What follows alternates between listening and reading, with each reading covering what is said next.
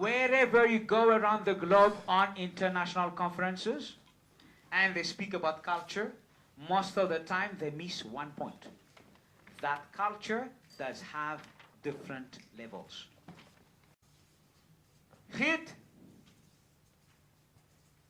Hofstede. He's an academic from the University of the Netherlands. This is the top most famous guy in this study. And this is how he defines culture. What is culture? This is how he says it. Culture is the software of the mind. Get that? This is what he says.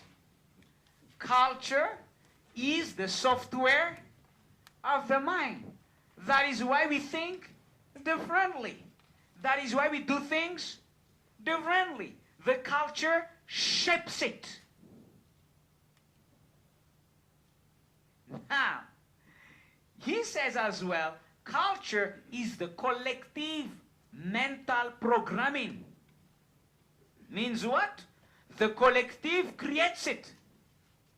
Collective mental programming. And because that culture programs everybody's on top in there, it affects everything done in here, isn't it?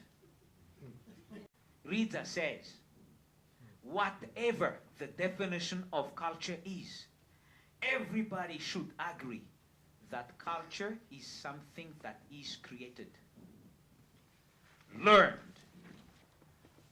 then developed.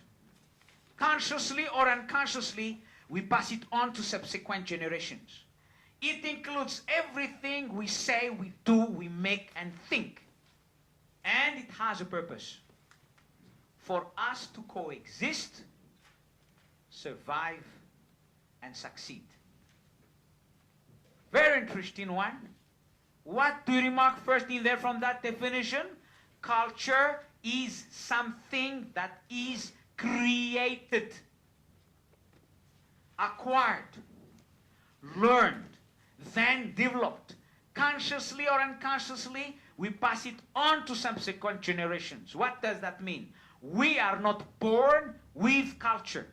We are born within a culture, and we learn it, we acquire it, and then we develop it.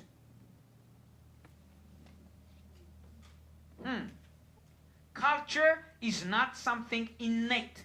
Culture is something that we create, learn, acquire, then develop. It's like an ocean, isn't it? Once you jump in, two things are guaranteed.